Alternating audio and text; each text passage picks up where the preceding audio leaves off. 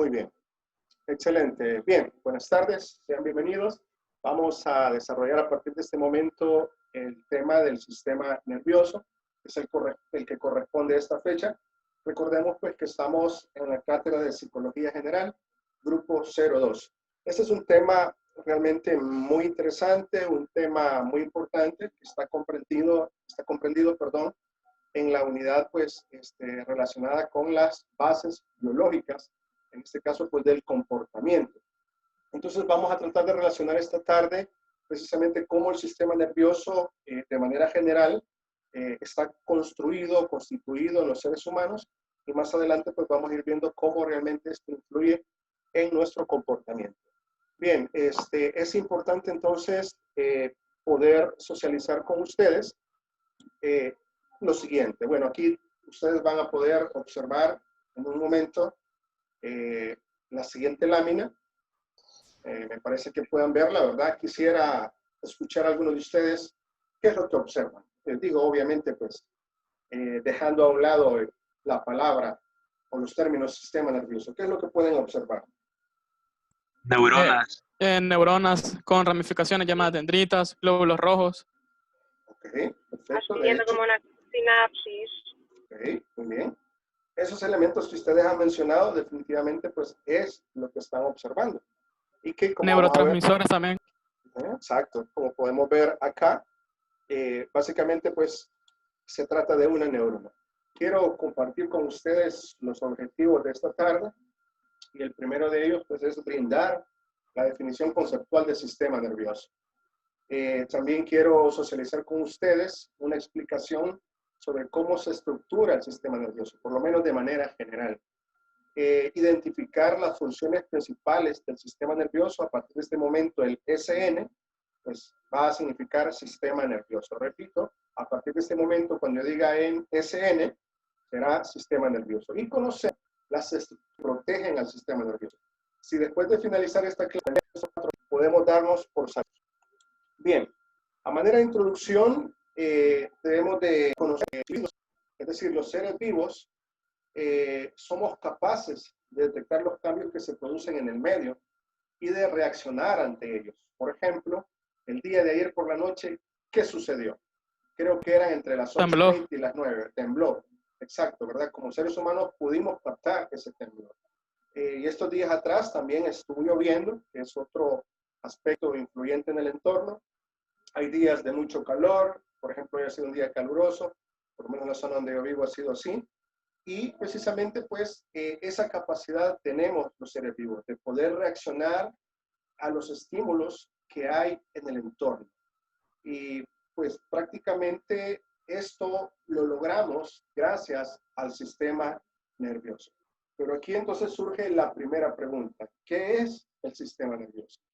Quiero comentarles que no hay una sola definición. Si vamos a la literatura, vamos a poder observar varias definiciones, aunque al final muchas de ellas son muy similares. En primer lugar, diremos que el sistema nervioso es una compleja red de células o neuronas, se les conoce, que están altamente organizadas. Repito, cuando hablamos del sistema nervioso, vamos a entender que es una compleja red de neuronas que están organizadas y que cuya actividad principal es, en este caso, la actividad eléctrica. ¿Qué significa eso? Que la acción principal de este sistema nervioso es el impulso eléctrico. Obviamente, pues, entre neurona y neurona, para poder comunicarse, se lleva a cabo a través de un impulso eléctrico, como vamos a ir viendo más adelante. Entonces, para aterrizar la respuesta a la pregunta, ¿qué es el sistema nervioso? Y fíjense que aquí pasa algo curioso, joven. Y es que si yo avanzo en las láminas, no vamos a encontrar la definición, porque lo hice deliberadamente para que ustedes lo memoricen o para que ustedes tomen nota por ahí. Y yo se los prometo, ¿verdad? Como su docente que soy, que yo les voy a hacer esa pregunta. No sé si en el examen parcial, pero en una evaluación yo se las voy a hacer. Y si usted únicamente pues se va a las láminas, no lo va a encontrar, aunque puede encontrarlo obviamente en otra literatura, pero para esta clase la definición del sistema nervioso será de una compleja red de células o neuronas altamente especializadas y cuya función principal es el impulso eléctrico. Bien, habiendo dicho eso, hay otra pregunta que quiero hacerles. Tal vez lo han escuchado o lo han leído o alguien más lo comentó. Ustedes saben aproximadamente cuántas neuronas tenemos en nuestro cerebro. ¿Alguno ha escuchado o lo ha leído por ahí, por casualidad? No hay un número exacto, pero se dice que hay como más de millones de neuronas en nuestro cerebro. Muy bien, gracias. Superan más de los 1.000 millones de neuronas. Ok, 85.000 millones aproximadamente. ok, muy bien. ¿Alguien más?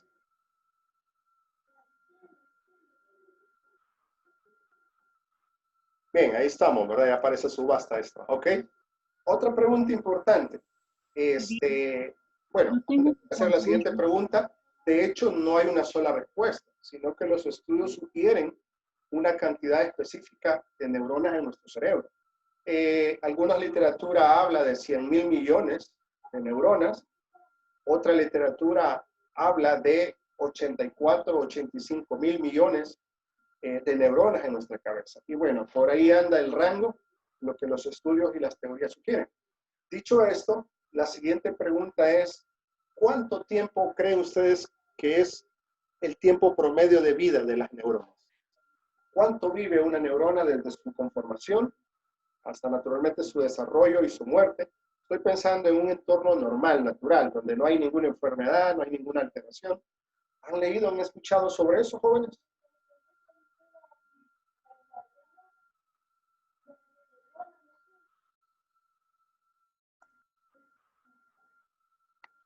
A ver, algunos ya cambiaron de pantalla, están googleando probablemente. Ajá, a ver. Bueno, no sé si estoy en lo correcto, pero aproximadamente 3 meses, si no me equivoco. Fíjate que casi no se te escuchó. Creo que Carlos Morán habló. Si nos haces el favor de repetir. Bueno, según estaba viendo una noticia, bueno, más que todo un post sobre eso, si no mal recuerdo, si no es que la información estaba mal, 120 a 150 días por neurona. 120, 150 días por neurona. Ok, gracias.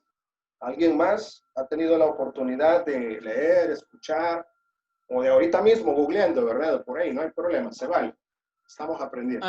Algunas publicaciones hacían referencia a 10 a 15 años, pero varía según la longevidad de su dueño o portador. Sí, correcto. De hecho, incluso hay alguna literatura que se atreve a exponer 21 años. Obviamente esto es relativo, ¿verdad? Y será relativo, pues, obviamente al cuerpo de cada individuo, aunque naturalmente, pues, se sabe que las neuronas tienen un periodo específico de vida y a diferencia de las otras células del cuerpo, que no se llaman neuronas, sino células, estas se llaman neuronas, pues, porque son especializadas. Se especializan específicamente en el envío y recepción de información. De ahí, pues, una de las razones de su nombre, neurona, ¿verdad? Porque son células especializadas. Algunos hablan del tiempo que mencionó, creo que lo dijo Joseph, gracias a los demás también por la participación. Alguna literatura habla de 19 a 21 años. Estamos hablando como de un promedio de vida de una neurona. Una vez muere esta neurona, pues simple y sencillamente esta ya no se vuelve a reproducir. Bien, ahora, cuando hablamos del sistema nervioso, este sistema nervioso está estructurado, tiene una conformación particular. Como ustedes pueden ver en la imagen, acá en primer lugar quiero decirles pues que el sistema nervioso está conformado por un sistema nervioso central y un sistema nervioso periférico. Y al interior del sistema nervioso periférico encontramos el sistema, en este caso, somático. Este sistema somático contiene los nervios craneales, los nervios raquídeos, y también encontramos dentro del sistema nervioso periférico al sistema autónomo. Y en el interior de este sistema autónomo está el sistema nervioso simpático y el sistema nervioso parasimpático. Pues me pareciera que uno es el agradable y el otro es el desagradable, si lo vemos literal. Pero realmente vamos a ver en unos minutos más adelante cuál es precisamente el funcionamiento de ellos. Ok, acá les presento la imagen del sistema nervioso central. Muy bien, y dice que es la parte del sistema nervioso constituido por dos estructuras. Una es el encéfalo y la otra es la médula espinal. Repito, pregunta de evaluación. ¿Cómo está constituido el sistema nervioso central? La respuesta sería el encéfalo y la médula espinal. Así de fácil. Y entonces observemos la imagen acá. Sistema nervioso central humano. Aquí tenemos al encéfalo y dentro naturalmente del encéfalo está el cerebro, el mesencéfalo, el puente de Barolio, tenemos el bulbo raquídeo y tenemos el cerebelo por esta otra parte. Luego la médula espinal sería esta otra estructura de acá hacia abajo y ahí vamos a encontrar dentro de la médula espinal la cervical, la torácica, la lumbar y la sacra. Yo tuve la oportunidad, bueno, años anteriores y en esta también, de observar, creo que la mayoría de ustedes está llevando anatomía o ya la llevó o la va a llevar posteriormente. Pero aquellos que están llevando anatomía saben pues que están profundizando en estos temas o si no lo han hecho es por realizarlo. Entonces toca en esta ocasión hacer una acción. Bien. Acá tenemos los huesos protectores. Protegen a estas estructuras en particular. Pero antes de seguir con los huesos de protección, quisiera saber si hay alguna pregunta referente a la lámina anterior sobre cómo está constituido el sistema nervioso central. No, licenciado. Gracias. Bueno, entonces quiero comentarles que hay unos huesos protectores que precisamente la función de ellos es proteger. Los nombres de ellos, por ejemplo, el dura madre, aracnoides y el pía madre. Lo pueden encontrar ustedes acá. Aracnoides, pía madre y dura madre. Luego tenemos al cráneo. El cráneo es la estructura que cubre o protege el encéfalo. Y la columna vertebral, que es lo que vemos acá, es precisamente la parte que recubre a la médula espinal. Y de esta manera, pues, brindan protección a estas estructuras delicadas. Hace unos minutos atrás, ustedes, de alguna manera, mencionaron esta lámina, ¿verdad? Quiero comentarles que obviamente este no es un huevo estrellado, ¿verdad? Naturalmente, es una imagen de una neurona. Y aquí tiene algunas partes principales, las dendritas, el núcleo, el soma, también se le conoce como cuerpo, la funda de mielina, que para aquellos que van a ser futuros psiquiatras o otra especialidad a la cual pues, ustedes decidan ir tras ella, cursarla, se van a dar cuenta precisamente cómo esta funda de mielina es muy determinante a la hora, pues en este caso, de influir en la alteración del comportamiento humano en aquellas personas pues, que, por ejemplo, adolecen un trastorno mental o un trastorno de personalidad. Luego tenemos esta parte que se llama el axón y tenemos el botón o pie. Entonces, en estas neuronas hay sustancia blanca y sustancia gris. Y observamos de la siguiente lámina. Hablamos del encéfalo. Aquí, jóvenes, mencionarles que predomina la sustancia blanca y está rodeada por la gris. Interesante que tiene un peso aproximado de 1.5 kilogramos. Y al interior del encéfalo se coordinan numerosas funciones del cuerpo. Miren qué interesante. Numerosas funciones del cuerpo se coordinan acá, en este encéfalo. Acá tenemos el cerebro y está dividido en dos hemisferios cerebrales. Se conoce como el hemisferio derecho y el hemisferio izquierdo. Imagínense en este momento a alguien ya sea un chico o una chica, peinados con un camino en medio, ¿verdad? A un lado está, obviamente, debajo de su cabello, está el hemisferio derecho y al otro lado está el hemisferio izquierdo. Ese es el nombre. Y hay una capa de 3 milímetros de sustancia gris que recubre la sustancia blanca, que es donde tienen lugar las funciones intelectuales. Y ahí pues aquellos comentarios, ¿verdad? De que no tenés masa gris, no tenés sustancia gris, etc. La sustancia blanca se divide en el tálamo, el hipotálamo, que son parte del sistema límbico, ahí lo menciona igual lámina como sistema límbico, y los ganglios basales. Tenemos acá el cerebelo. Su nombre significa pequeño cerebro y tiene un peso aproximado de 150 gramos. Y el cerebelo se encarga de controlar los movimientos. Es esta parte de acá que vemos. Encargada de controlar los movimientos. Tenemos la siguiente imagen que representa el tronco encefálico. Es la parte que une el cerebro con la médula. Miren qué interesante esto. Es la parte que une el cerebro con la médula y controla la respiración, el ritmo cardíaco y aspectos primarios de la localización del sonido. Revisamos la siguiente lámina y ahí encontramos luego a la médula espinal. Perdón, la médula espinal está alojada en el conducto raquídeo. Y a diferencia que el encéfalo y la sustancia gris es rodeada por la blanca. Eso es al contrario. Tiene un peso aproximado de 30 gramos y mide entre 43 y 45 centímetros. También se dice que es el tejido nervioso más extenso. Incluso puede llegar a medir sus neuronas un metro.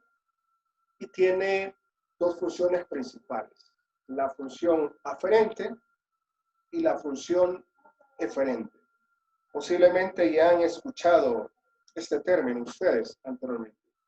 La función aferente precisamente pues tiene que ver con el envío de información. Es decir, que a partir de la información que es captada por nuestro sensorio, por nuestros sentidos, esta información es llevada por la función aferente hasta el centro del cerebro. Naturalmente ahí es analizada e interpretada y luego sale una respuesta. Esa respuesta es enviada por, en este caso, las vías eferentes. Y esto funciona de esa manera. Creo que más adelante les mencionaré otro ejemplo. Luego tenemos al sistema nervioso periférico y está constituido por nervios y ganglios que conectan el sistema nervioso central con otras partes del cuerpo. Tenemos en este caso al somático. Relaciona el organismo con el medio externo y depende de la voluntad.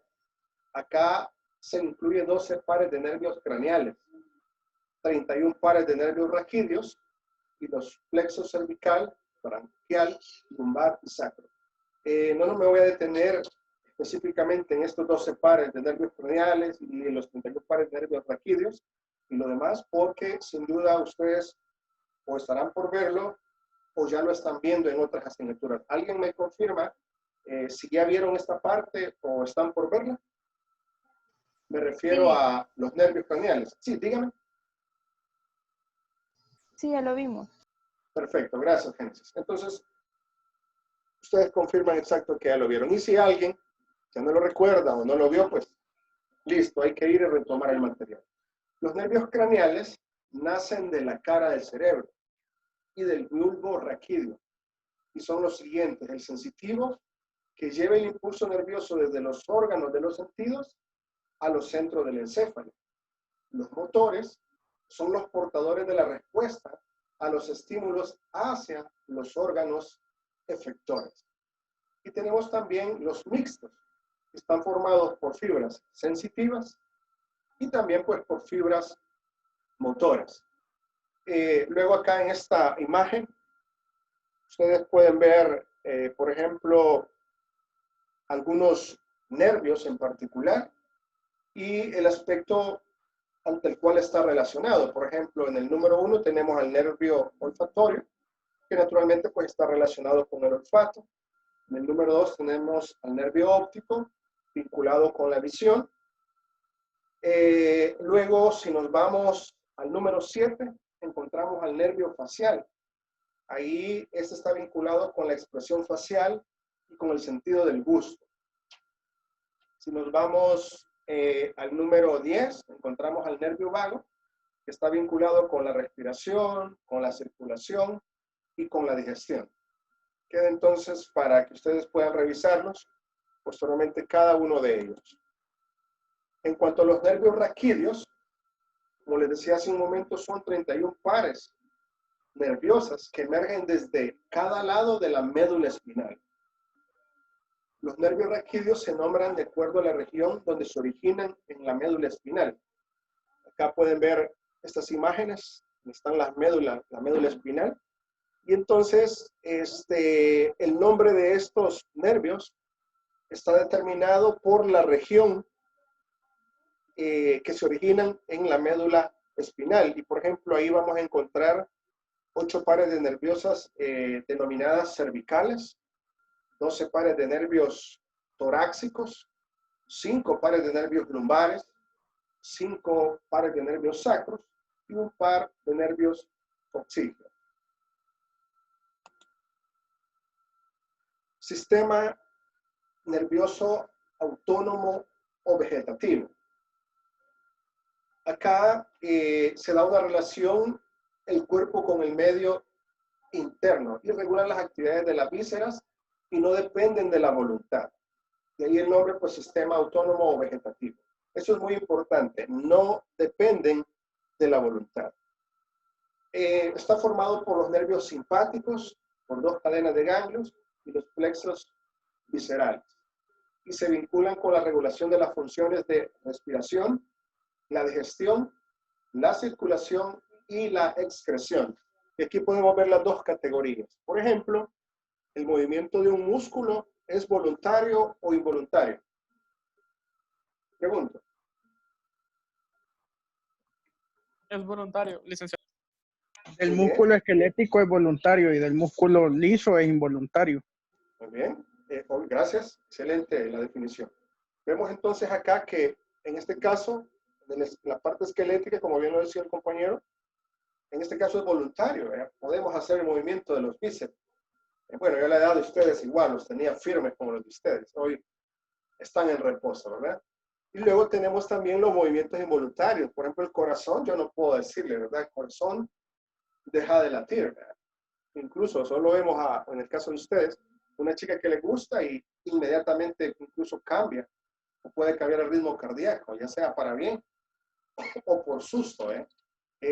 Los pulmones, de igual manera, el tracto digestivo, el sistema nervioso mismo y la piel. El sistema simpático, controla los órganos internos cuando hay situaciones de tensión y aumento en la actividad que estimula el corazón. Contrae arterias, dilata bronquios, inhibe el aparato digestivo y prepara el cuerpo para la actividad física.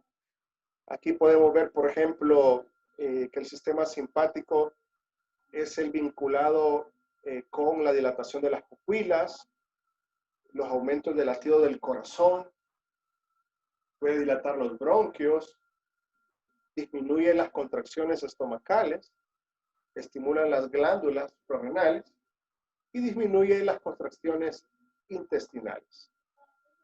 Y obviamente pues habrán otras funciones más. El parasimpático, en este caso, si el simpático excita, el parasimpático inhibe.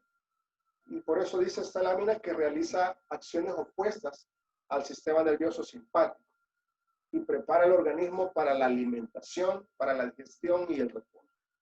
Está constituido por fibras nerviosas pertenecientes a algunos nervios craneales y a nervios raquídeos de la región sacra.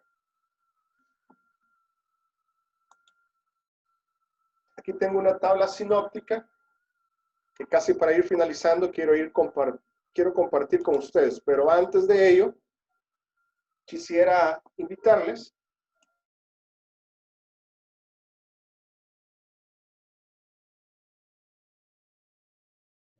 No se escucha. Lick apagó su micrófono.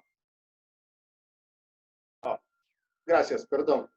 Les decía que me gustaría que en este momento, por unos 2 minutos o menos, pudieran activar sus cámaras. No es obligación, quien no quiera hacerlo, no hay ningún problema. Pero básicamente quiero hacer una actividad con ustedes, una actividad que está vinculada con los lóbulos. Así que pueden hacerlo a partir de este momento. Porque será pregunta definitivamente de alguna evaluación. Bien, activan sus cámaras, por favor.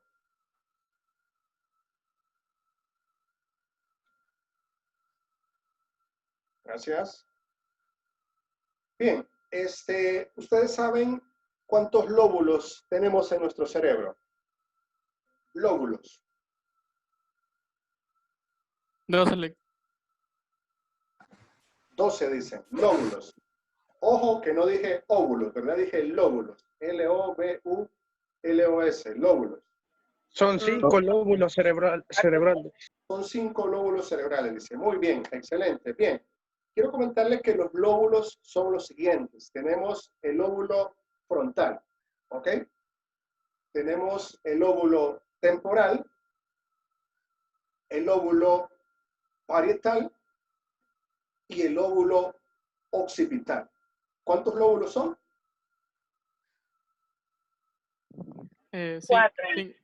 No, 4. Vamos a ver, lo menciono una vez más. Lóbulo frontal, lóbulo temporal, lóbulo parietal y lóbulo occipital. Ok, son 4. Ahora, ¿dónde los tenemos ubicados? Y de verdad, esta es pregunta de examen parcial. Así que ahí dependerá de usted, justo en este momento, ya darla por aprendida. A ver, necesito que su mano derecha, a ver, pongan en la cámara su mano derecha, por favor. Necesito su mano derecha o la izquierda, no importa, ¿verdad? Ok, esta mano derecha la vamos a llevar a la frente, por favor. Ok. Aquí tenemos el lóbulo frontal. A ver, digan conmigo, no abran el micrófono naturalmente, lóbulo frontal. ¿Ok? Fíjense que estamos activando el sistema límbico y la estructura que está relacionada con la memoria. Este es el lóbulo frontal. Ahora, acá en la parte que nosotros le llamamos, ¿verdad? Esta parte de acá lateral, aquí tenemos el lóbulo temporal. ¿Qué lóbulo tenemos acá? Temporal. En esta parte donde culturalmente le decimos la coronilla, ¿verdad?, de la cabeza, aquí tenemos al lóbulo parietal. Repito, lóbulo parietal. Y luego esta parte de acá, con el perdón de ustedes, me voy a girar. Acá, atrás de la cabeza, está el lóbulo occipital. Ok, entonces vamos a hacer el ejercicio. Lóbulo frontal. ¿A dónde está el lóbulo frontal, jóvenes? Eso, haga contacto. Lóbulo temporal. Muy bien. Lóbulo parietal. En la coronilla. La coronilla, exacto. Y el lóbulo occipital está en la parte de atrás. No es en el cuello, sino antes de llegar al cuello. Muy bien. Vamos a ver. Indíquenme, por favor, a dónde está el lóbulo frontal, jóvenes. ¿Dónde está el lóbulo frontal? Perfecto. El lóbulo temporal, ¿dónde está ubicado? Temporal, exacto, muy bien. El lóbulo parietal, ¿a dónde está ubicado? En la coronilla, ¿verdad? Los argentinos, la coronilla, dicen. Muy bien. Y el lóbulo occipital está en la parte de atrás. Esa es pregunta de examen, ¿verdad? Pregunta de examen, sin duda.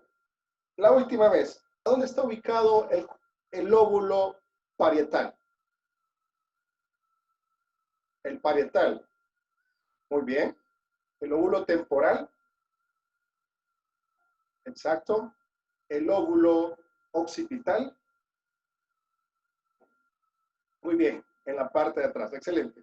Gracias. Pueden apagar sus cámaras si así lo desean.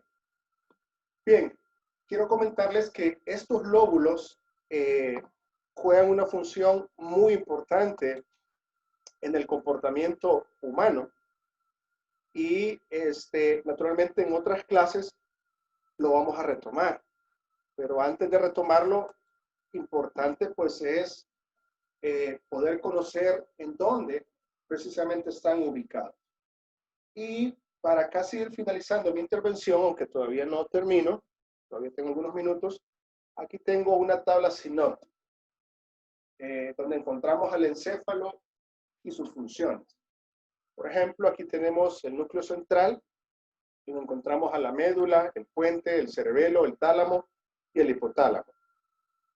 Algunas funciones principales. Esto naturalmente es un resumen breve de la función de ello. De hecho, puede tener muchas otras funciones. En el caso de la médula, regula la respiración, la tasa cardíaca y la presión sanguínea.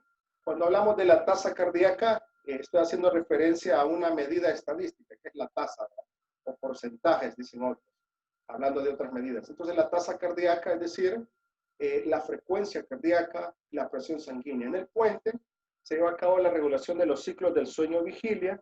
En el cerebelo, ahí está, como les mencionaba, la regulación de los reflejos y el equilibrio. En el tálamo encontramos al centro principal del relevo sensorial regulador.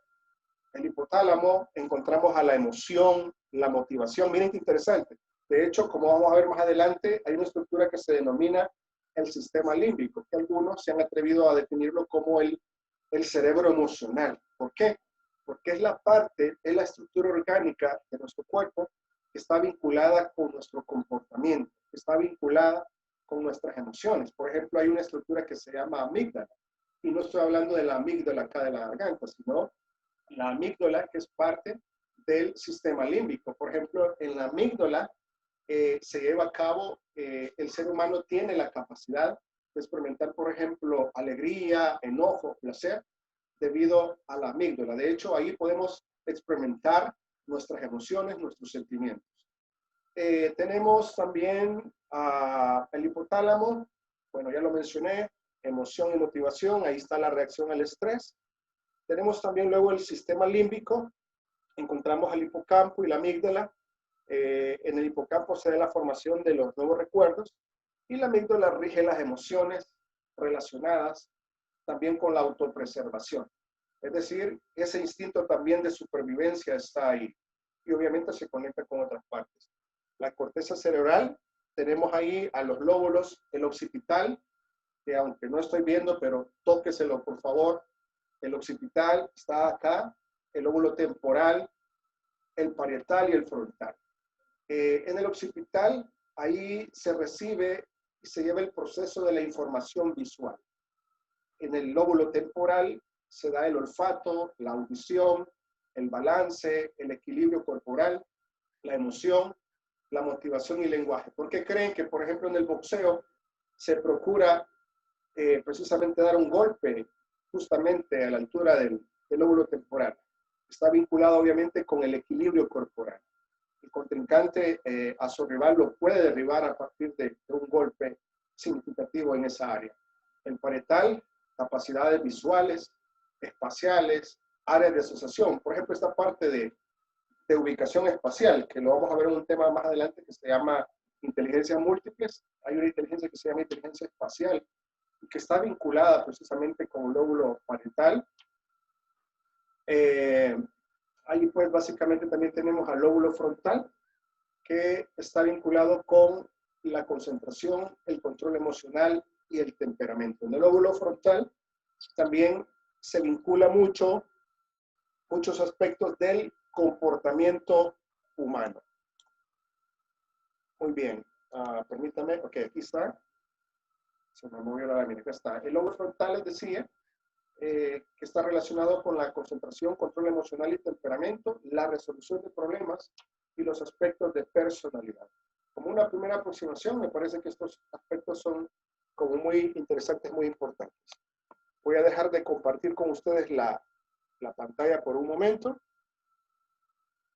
Y pues quisiera saber si hay preguntas al respecto, jóvenes.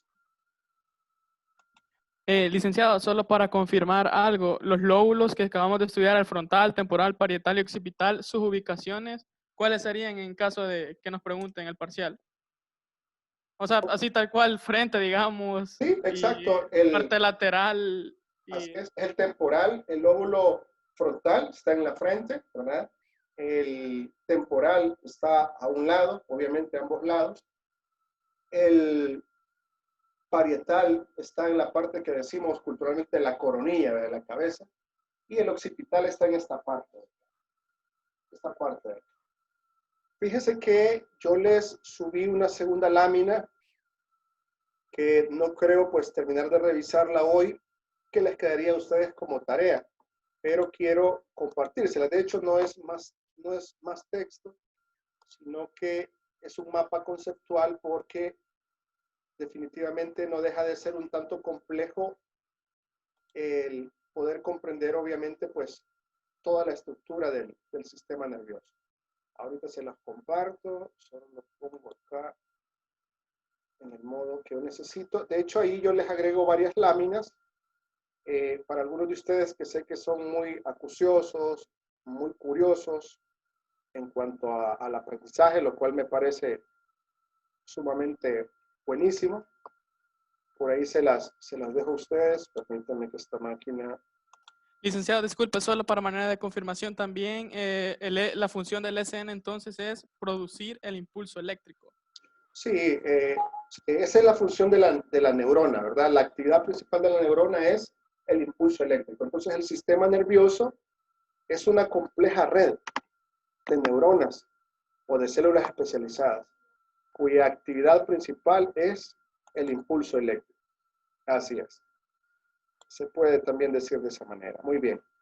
Ok, me quedan unos pocos minutos, pero creo que alcanzo por lo menos a compartirles. Vamos a ver acá. Muy bien. Acá yo les he dejado los archivos. Están en el campo virtual, si alguno tuvo ya la oportunidad de revisarlos. Aquí tenemos el sistema nervioso. Y básicamente pues lo que estamos viendo es un mapa conceptual. He tenido el mapa conceptual pues, ¿verdad? Como una forma de organización del conocimiento, el cual pues facilita la comprensión. Aquí tenemos esta lámina, tenemos el sistema nervioso que se divide en el sistema nervioso central, y este sistema nervioso central se subdivide en el encéfalo. El encéfalo tiene el tronco encefálico, comprende el cerebelo, el diencéfalo y el cerebro, y la médula espinal. Y luego tenemos acá el sistema nervioso periférico. Dice que está formado por nervios y ganglios que salen del sistema nervioso central. Y este sistema nervioso periférico se divide en el sistema nervioso autónomo y en el sistema nervioso somático. Este sistema nervioso autónomo tiene una subdivisión denominada sistema nervioso simpático, que también lo revisamos, y el sistema nervioso parasimpático. Aquí tenemos las estructuras protectoras del sistema nervioso central. Los huesos, las meninges y el líquido cefalorraquídeo. En las meninges encontramos los huesos dura madre, aracnoides y pía madre. Y dentro del líquido cefalorraquídeo encontramos los plexos coroideos. Veamos acá esta parte, estructura externa del cerebro.